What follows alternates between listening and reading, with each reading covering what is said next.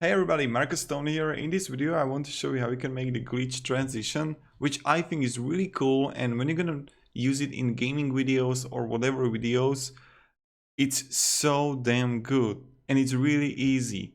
I'm someone who edits a lot of videos in a lot of programs, and I've never seen to use glitch transition this easy. So what you want to do, let's say that I have two clips here of Spider-Man swinging around town, and I want to make glitch transition between these two.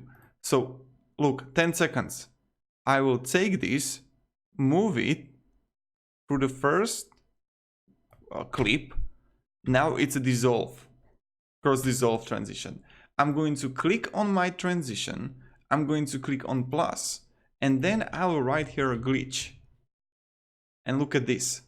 Oh my god, this will blow your mind. Look how beautiful this transition is. Look at this, look at this. Oh, mamma mia.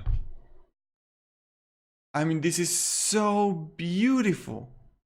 And I just wanted to make this tutorial because I believe plenty of video editors, video gaming editors can use this. So, yep. Let's play it again. I love this. Oh my god. This is just beautiful.